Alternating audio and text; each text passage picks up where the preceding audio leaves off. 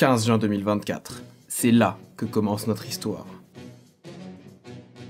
J'ai enfin un plan pour vivre de ma passion. Le théâtre.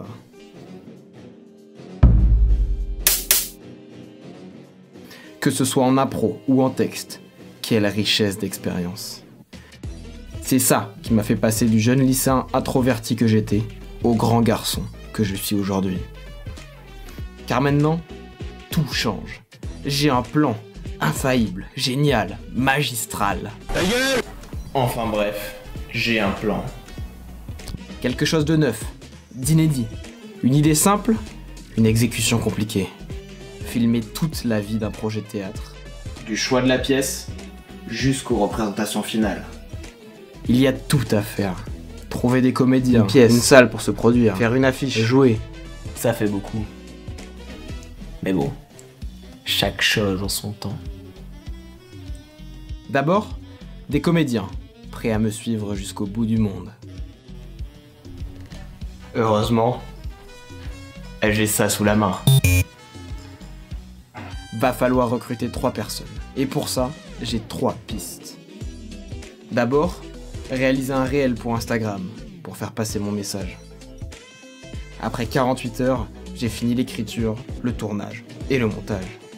C'est pas parfait. Je poste, j'avance. Mais je ne m'arrête pas là. Je réalise 4 affiches. Elles sont de plus en plus honteuses. Mais ça me fait rien.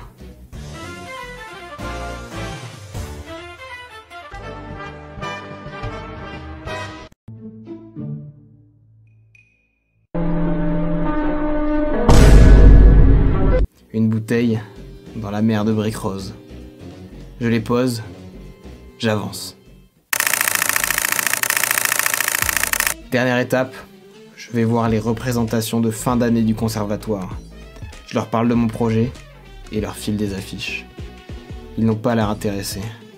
Dommage, ça sera sans eux. J'avance. Car pendant ce temps, quelque chose d'incroyable s'est produit. Avec les partages de mes amis en story, j'ai touché des milliers de personnes. Résultat, beaucoup de force et une dizaine de candidats. Une dizaine de rencontres plus tard, j'avais mes 3 élus. Le projet pouvait enfin commencer.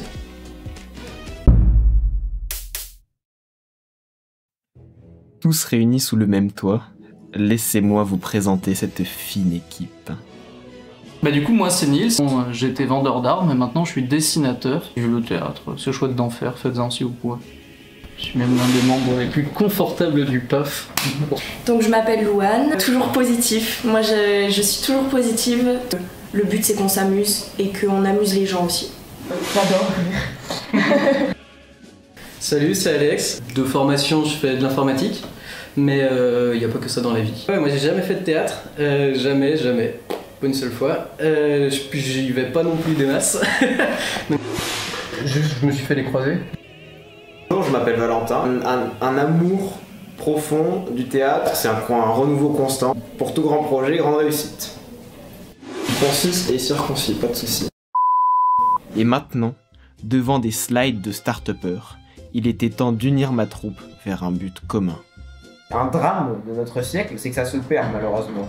Et moi, ce que j'aimerais bien, c'est qu'on arrive à ramener des gens au théâtre, en particulier des gens qui sont jamais allés au théâtre, faire du théâtre, parce qu'ici on peut faire du théâtre, parce que le théâtre c'est bien, parce que le théâtre c'est énorme, parce que le théâtre c'est ce qui m'a le plus appris dans ma putain de vie.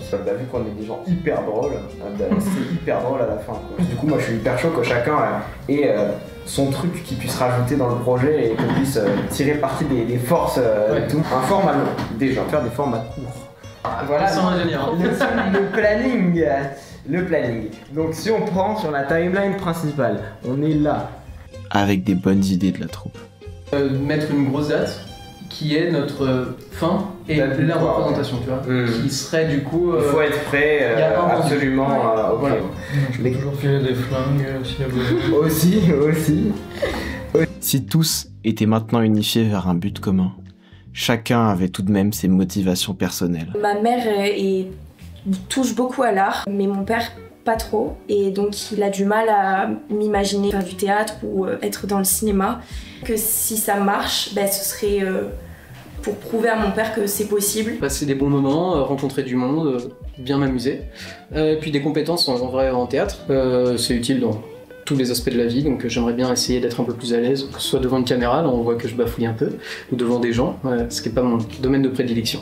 Mais moi personnellement, ma motivation première, c'est vraiment juste de faire du théâtre. À partir du moment où on m'a proposé de faire du théâtre, j'ai dit oui.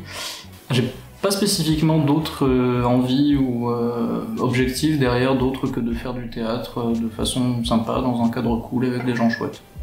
Ça m'a tellement apporté humainement, et que ça soit dans le jeu et le plaisir du jeu, mais également dans toutes mes relations sociales, de travail ou juste de potes, que j'ai envie de partager ça avec tout le monde et de faire découvrir ce bel art à tous.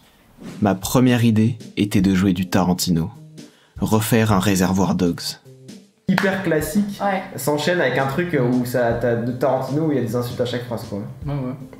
Genre Reservoir Dogs ou du Tarantino au théâtre, c'est le réflexe d'à peu près tous les gens qui veulent faire du théâtre un peu Swifty comme ça.